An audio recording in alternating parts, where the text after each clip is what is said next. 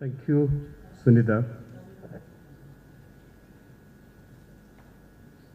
Sunita talked about challenged us to have the courage to break the silence. Break silence within, break silence without, and have the courage to speak out. These four panelists here this evening represents the underclass of our country, the underside of history, and we have listened to the agonies of people who are otherwise not seen, not heard, not listened to, not responded to. Montfort listened. Montfortans listened, and they responded. I think it is perhaps silence, reflection in silence is the best answer to what we have heard so far. Thank you to each of the panelists.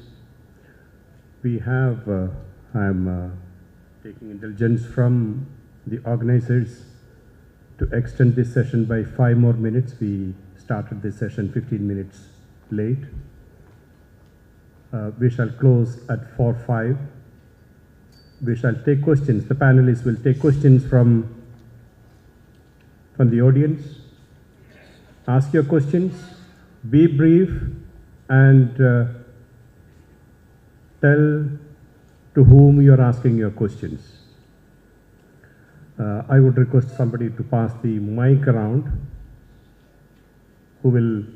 Yes, Father Luigi. Somebody can take the mics around. I was very impressed by all the interventions, but in a special way by the last one, by the one of Dr. Krishnan. And I have a question. Now, the figures that you have given us are huge, and I read it somewhere else that India is actually one of the first countries where the phenomenon of human trafficking is so impressive, so high. But we know that most of the abuses of children and women actually happen in families, in schools, in various institutions. Can you say something short about these other issues? Do you have any figures about, for example, abuses that happen in families, in schools, institutions? Just a little. Dr. Hussain, you mentioned something about the poor and the near poor, people who are near poor.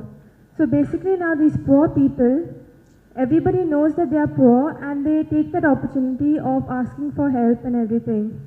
And people who are the near poor people, they don't like expressing that they need help, and they don't want to show that they're going through a difficult time. Most of them don't want to do that. So what can be done to help them and not put them down also in society, because they just feel that if we extend a helping hand, we're just putting them down. My other question is to Dr. Philip about education. So basically you mentioned that children, they don't have a right to ask questions and all that. It's not only with children, where I'm a college student and I also still face that in college. Many a times we've done research on certain topics and we've done a lot of research because the teachers have told us about it, so we do the research and then we ask questions. And if they don't know the answer, they start getting angry with us. And if maybe we just suggest something, they tell us, like, why are you arguing with us? Just go out of class. What can we do then? I mean, we are college students. Are we still supposed to keep quiet, like the way the children do? Or can we speak up actually for what we want without, hurting our teachers' sentiments and asking to be, like, go out of class or all that? And, yeah. My last question is to Dr. Sunita. I don't know, I just feel that, like, if pornography is banned completely, will it stop everything? Because I don't know, I just feel with all the talks and everything that happens in college, it's like pornography is also a drug. So I like if you immediately stop an alcoholic or a drug addict from they like consuming those substances, they tend to get violent and they tend to like go overboard. So I feel like if pornography is stopped abruptly, it's not that I'm for pornography, but if it's stopped abruptly, won't it lead to other repercussions in society? Thank you. Okay, thank you. Dr. Hussain, during your talk you just mentioned the Hindutva brigade seem to be coming from convent schools. Is it specifically convent schools run by religious sisters, or does it also include the other Catholic schools? And if so, could you kindly share with us what would be the reason behind this? Thank you. Effective and challenging questions. I don't know which one I should respond to first. I will start with the neo-poor thing because that also happens to be my favorite theme for the last 10-12 years.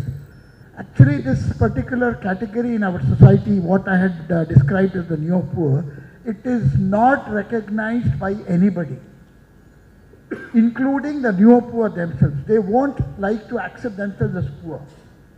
They still consider themselves to be middle class. Unfortunately, our entire society is structured in 3 layers: rich, middle class and the poor. And all our social systems, all our government perspectives and programs are designed for these 3 layers.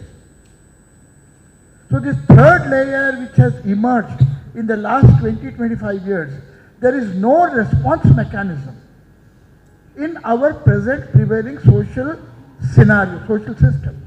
Whether it is society, whether it is the government, or whether it is the NGOs, or whether it is educational institution, nowhere it is available. So I think we need to do a lot of churning to try and understand the mechanisms we need to evolve to understand this phenomena, to address this issue. A neo-poor person is never going to go and ask for help. That's below their dignity. So it is the society which has to take the responsibility to understand the needs and the situation of the neo-poor. Otherwise, believe me, see, all this mafia, there are the small crimes which take place and there is this mafia which happens. In the mafia, if you see, you don't have people from the poor. Dawood Ibrahim did not come from the poor background. He came from the neo-poor. Vardharajan, he did not come from the poor background. He came from the, this thing you will see, all mafias come from that, and our studies have shown that 25% to 30% of our population in the cities comprise of the neo-poor. So please understand that we are sitting on a social atom bomb. And all of us, I think we need to work on this to see what kind of mechanisms we have to evolve so that the neo-poor don't have to ask. The society should provide for them. That is one. Now coming to this, who is responsible, which group of convents is there? May I know which group you belong to? I am sure Jetli and all these people are from that group only. Yeah. Yeah. Yeah. I think both, everybody is producing, because you see one thing which we need to understand, all these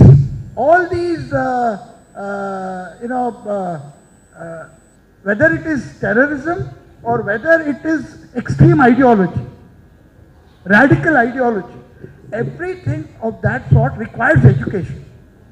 Unless you are educated, you cannot have a radical ideology. You cannot become a terrorist. You see, you'll hardly come across a terrorist who's not educated. This most people don't understand. And so, yes, that is there. So here, the concern is most of the people from the middle classes in our society, from the neo-poor in our society, are got education, at least till recently, in the convents. Now these private schools and other things are coming up. Even today also, I think a lot of people want to go. I'm not just testing it only to the convents. I mean, please don't think every school. But then till recently to the convents which were responsible, and then this person was pointed out in North India, I don't remember the names, but they pointed out, they took names of so many leaders of the Hindutva brigade, and I think I can even give you names of some of the Muslim and other, Advani and others, everybody. So these people, they are all products of the convent. But let me confess, with all humility, I am also product of convent. There have been very clear indication that one of the most unsafe zones for a child is the family itself. It's close family members who are the first perpetrators of sex crime. In fact, in India, a study was done by an organization called as Prayas, a nationwide study that was done, and 90% of the children reported in the study that they knew the perpetrator who abused them. And among the 90%, 76% of the children very clearly reported that it was one from their family, a brother, a father, an uncle, a thing. The problem is, because it's within the family, the silence is higher.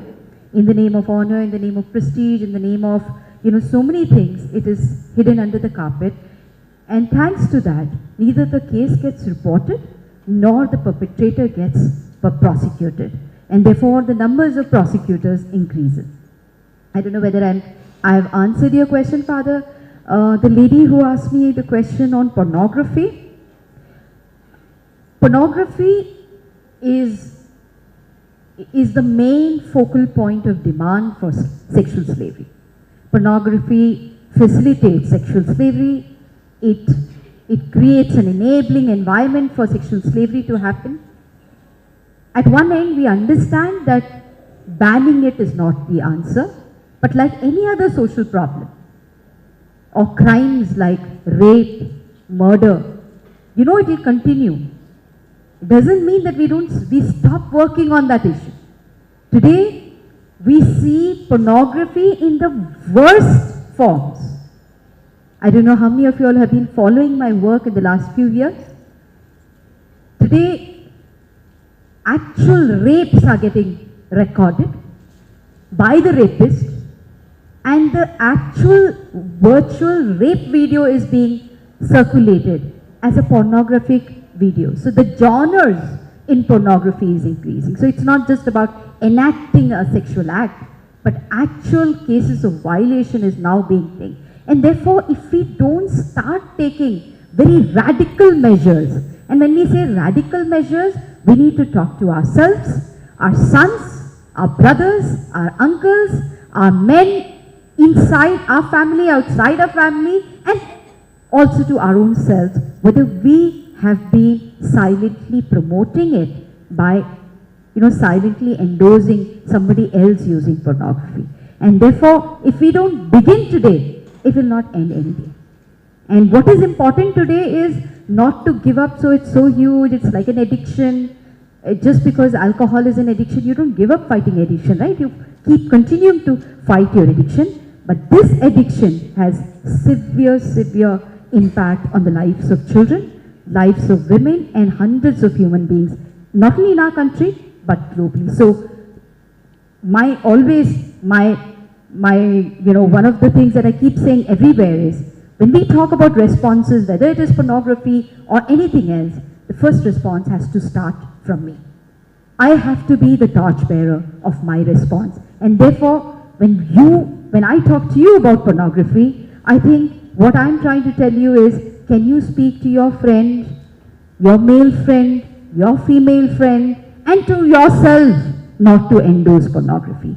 If 2-3 people stop it, we begin the chain of stopping.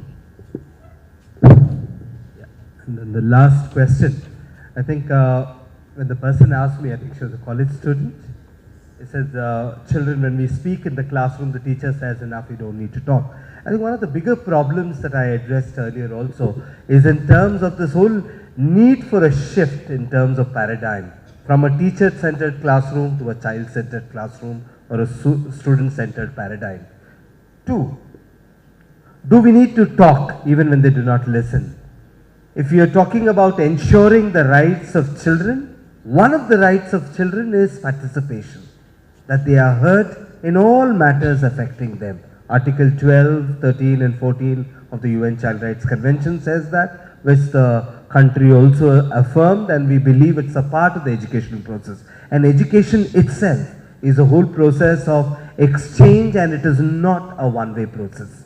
So I think it's extremely important to be able to ensure that the children talk. And lastly, I think one of the important thing in terms of responses of the system, and I think we haven't responded enough, where I always keep saying it is not the children and the young people who are at fault, it is we adults who perhaps do not know how to engage with children. And I think a lot more capacity, we teach them mathematics, physics, chemistry, and today with all the information around, children know a lot. What they require is that teacher who is willing to engage with them, who is willing to listen, who is willing to kind of ensure that these spaces for learning are created. And I think children need to continue to talk. As adults, we need to ensure that we prepare our teachers who are willing to listen, who are willing to become facilitators and more, less of a teacher, more facilitator and managers of learning. Thank you. Yes. Yeah. I know, I mean, there is still 2 more minutes, so I'll take only one. So, see, my organization, COVA, we've got a program for the last 7 years or 8 years called Compassionate Citizenship and Responsible Activism. Now, because I think all of you here are from educational institutions, that is why I am making this appeal.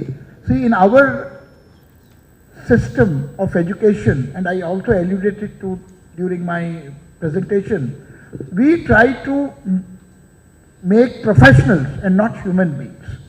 We are talking to children about becoming, doctors, engineers and whatnot. How many marks we have got, that is our only concern. But we don't talk to them, we don't try to understand either as parents or as teachers or as society members about what they know about different social issues. What we have been trying to do is for the last 7-8 years, working with about 100 schools, and we are having a program where we take experts from different fields. They go and speak to school students on various topics, communal harmony, child rights, gender justice and all these various topics, including animal rights, etc. And we realize that if students become engaged, I mean they are introduced to these topics, they become engaged, they become compassionate. It is not their fault that they don't feel for society. It is that we have not opened the doors of social issues to them. So please, my request is open the doors of social issues to our children and not just textbooks. And the good news is that the organizers have permitted us to extend this session by 15 minutes. So we can take one more round of questions. This is not exactly a question to any of the panelists here. It's addressed to all the panelists representing NGO responsible activism and also the audience, who also in a way represent the kind of committed activism from their own vision and perspective. Now my problems are this. I am also representing an NGO. All that sensitization that takes place from within the world of NGO activism, or the educational institutions in terms of critical literacy, is all happening among people who are already sensitized, are committed, are willing to be sensitized. This percolation does not happen to the perpetuators of exploitation, injustice, marginalization, exclusion. How do we address this as a political problem, as a bureaucratic problem, the bureaucratic silences, the connivances that go on with the political ruling class people, the elite class people, and even the elite from within religion, for that matter. whether it's the Hindutva or any other Muslim fundamentalism or Christian crusade fundamentalism, anything for that matter. So where do we address? This is very fine. We address ourselves, we sensitize ourselves, but this sensitization, as long as it does not take place at the majority level, the problems will continue to remain. I am not pessimistic to say that we cannot do, therefore we are helpless, we are silent. No. We have to begin something we have to do. But how do we sensitize the ruling class? This is question number one. Question number two. I request that the question is kept a bit short. Yeah. Question number two. Most of us here, representing institutions, we believe in participative learning, collaborative learning, critical literacy. But the systems come as a block in terms of curriculum designing, in terms of board examinations, in terms of, so there is very little time within the curriculum system to initiate the kind of critical literacy that you and I would wish for. How do we integrate these dimensions within the system that we are limited to? Okay, thank you, Dr. I am Singaraj. The question is more or less the same as what's asked the first question. That is, 70 years have passed by. Today, even among the educated, we treat the lower strata of society, the people whom we call as Dalits. No matter the education or whatever it is, when the name Dalit comes, we find that they are looked down upon. Why have we not been able to just sweep this aside and treat human beings for their merit? As our system failed, our social transformation failed. My question is to Mr. Madar. Okay.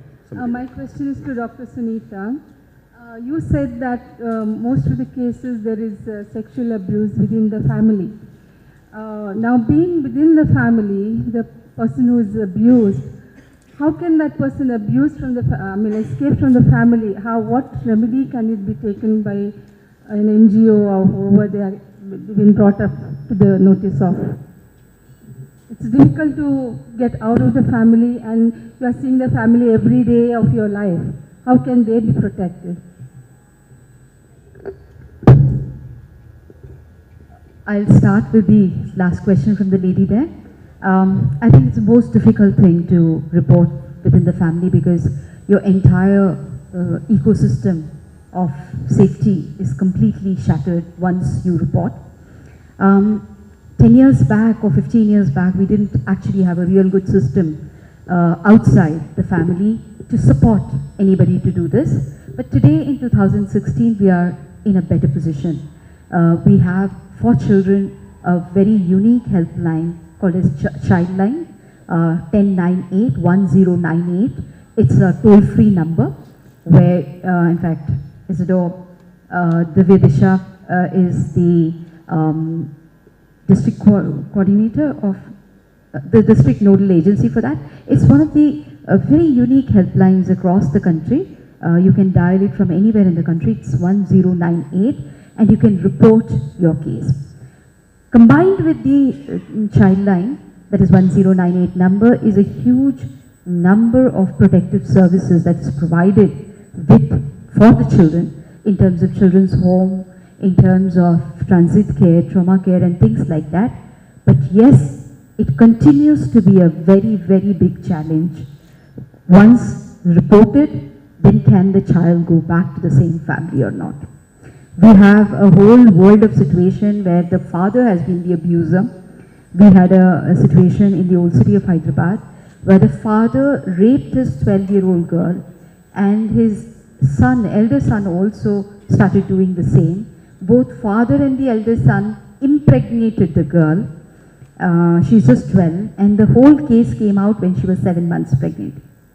And in the police station, when the girl through an Anganwadi worker reported to us, and we reported the crime and the girl was rescued. In the police station, the mother came and beat the girl up, right in front of all of us, saying that you're destroying my family, you're destroying my husband, you're sending him to the jail, what kind of daughter you are. It is a very complicated thing, and I must say that today we are in a better position, but still we are not in an ideal position where we can provide the child complete security that a family provides. Yes, it's a very, very big challenge, and that is why conviction in child rape and conviction in child sexual abuse is hardly 2.5%. You know, practically 97% of the cases are acquitted only because the child is not willing to testify against her father or her uncle or somebody known to her. Your question about perpetrators, I don't know whether I understood your question correctly or not, but I think you were talking about the political class, working with the political class, or you were talking about offenders of crime, I don't know. But we do a lot of work with offenders of crime, especially with sex offenders. In fact, we are right now evolving a very unique protocol to work with sex offenders in the prisons who have been convicted of rape or gang rape. It's very new in India. In different other countries, there's a lot of work that is done to work with sex offenders, changing their mindset, because practically 50% of the sex offenders also suffer from psychological aberrations, so there is a whole lot of psychiatric support that is provided. But in India, we're still in the nascent stage. The work has not really started working with the offenders, but at a larger level, at a more deeper and core level, I think in some way we are all offenders too. It's not just that person who has done the actual act of the crime who's an offender. I think people like us who see an offense and choose to be silent, we are also equally party to that crime.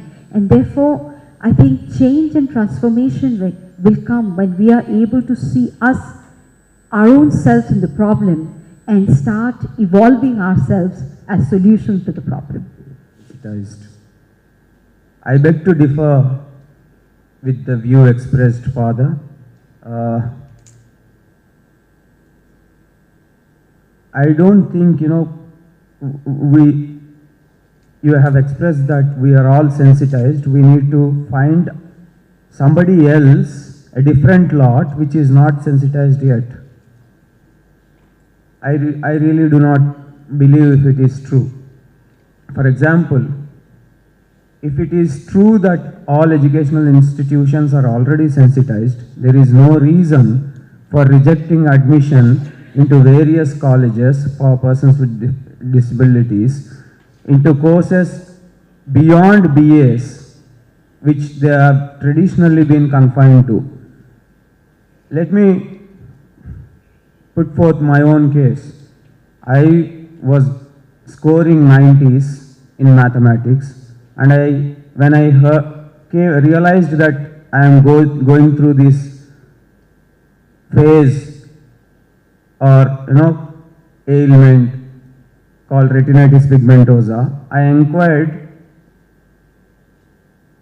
what is there on offer for me beyond this +2 as with MPC, Maths, Physics and Chemistry, if I am not getting into engineering stream. Then the answer is, you may not be able to do CA because it involves a lot of work with around the numbers. You cannot put up the required amount of hard work. I did not really see the point, but I ended up doing BA. That's a different case. Now, another example, if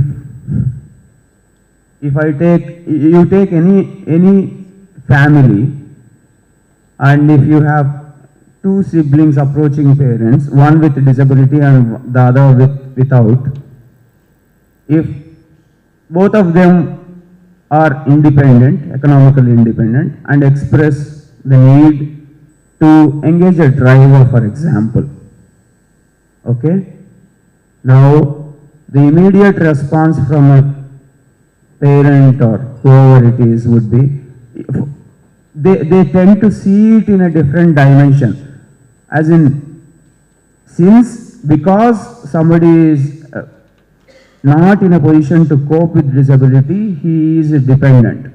So who determines what kind of dependency is to be attributed to disability, and whose dependency of what order should be seen as not a consequence of disability, or that's an enabler. Somebody without disability employing a driver to help him out, or engaging a secretary to help him in or her in his or her work, would be seen as a very positive thing. So, I do not know if I answered you appropriately, Father, but I wanted to just share with the help of these two examples. Thank you. I think I'll try and combine both and respond. I do not know how many of you are aware of Article 243 of the Constitution of India. Most people are not. Article 243 of the Constitution of India, I think, is the backbone of our democracy. It says that no decision can be taken except involving the people in the Grama Sabhas and the area Sabhas, and the elected representatives and government officials are supposed to only implement the decisions taken by the people and not take the decisions themselves. Please go and check it on the net, you will see Article 243 of the Constitution. But unfortunately, what is happening is people are not allowed to take any decisions. It is these government officials and mostly it is the politicians who take the decisions. So though we have become independent 70 years back, but still our mindset has not transformed from that of subjects to citizens. In a democracy, we are citizens. We are supposed to be having entitlements and equal entitlements. As subjects, we have to go and beg and plead. I think everybody will agree that in our present society, whether it is a small job that you want or you want to become the vice chancellor of a university, you go and beg and plead. Even GMR who wants to have a contract for the airport, maybe he also cannot go and say, give me the contract. He will go and plead and do whatever other things are to be done to get that contract. So unfortunately, this is the mindset of our country. We have proclaimed ourselves to be democracy, but we have not transformed our mindset from subject to citizen. Point two, our understanding of democracy again is totally flawed. We think that democracy means privileges on the basis of numbers, not entitlement as citizens. That's why we have all these things of caste and communal and all these ideologies which are playing, not ideology politics. Identity politics is what is driving. So whoever has the numbers, they call the shots. In such a scenario, when you talk of Dalits, or even when you talk of Muslims, or you talk of Christians, no rights, no entitlements. Whatever the system gives to the marginalized and the minorities is more with the mindset of a favor and not as an entitlement to citizens. So I think it is time that we start interrogating this concept of democracy that we have. We start interrogating the mindset which our people still carry 70 years after. And I will just conclude with one concrete example. The way we have constructed our society and our mindset on caste communal lines. In Hyderabad, those from Hyderabad will understand what I am saying. You can also go and check it and verify. If you go to there are different corporate hospitals now which have come up in Hyderabad. And all corporate hospitals all over the country, I see, they put up these boards of who are the doctors on their panel. In Hyderabad, if you go, say to Care Hospital, which is run by Rajus, you will not find any Reddy name there. If you go to Apollo Hospital, you will find Reddys, you will not find any other community, very few from the other communities. If you go to some other hospital which is run by Muslims, it will be mostly Muslim doctors. So even in the most professional professional field, like medicine, our mindset is still the same, which is driven by caste and community. I think it is not so much the poor that needs to be sensitized. It is our educated, it is our literate, and it is our rich people who need this sensitization much more than the poor. Unfortunately, all of us make this mistake of going and working in the slums, thinking that society has to be changed there. No, sorry. Society has to be changed in the 5-star hotels. Thank you.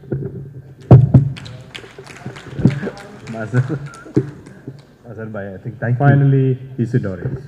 I think it's very, very critical. I think it's very interesting. Ultimately, Montfortian response, we are coming back to exactly the crux of what Montfortian institutions do, education. Whom do we sensitize? Are we not doing enough? Challenges of the society. Interesting questions. Kothari once said, the future of country is being shaped in our classrooms. If the future of country is shaped in our classrooms, then I think classroom should be the focus of much of our discussions and deliberations. Another question that came in terms of saying, with all the pressures, is participative learning, time is not there.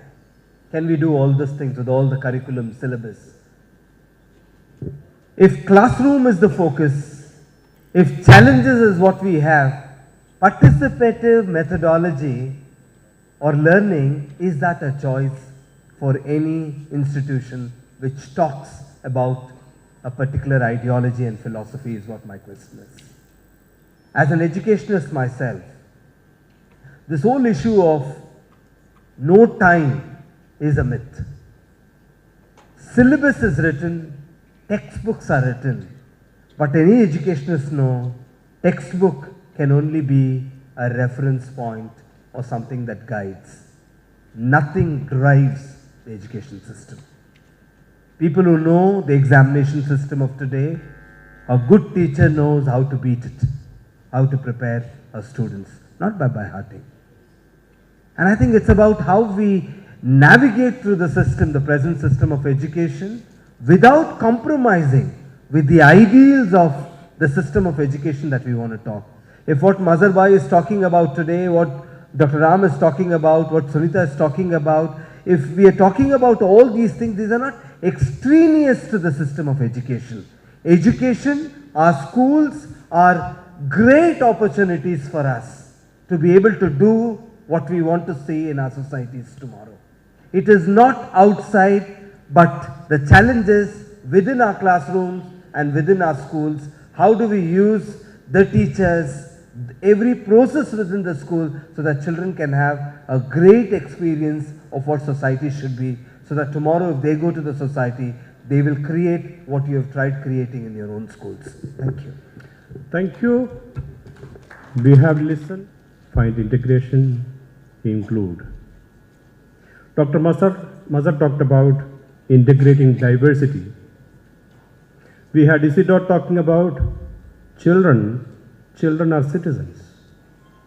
We had Dr. Ram talking about please include those with disabilities into your space. And we had Sunita talking about please break your silence, say no to sexual abuse, zero tolerance of sexual abuse. Thank you. We shall be spending another 1.5 days responding to many of the challenges that they have raised.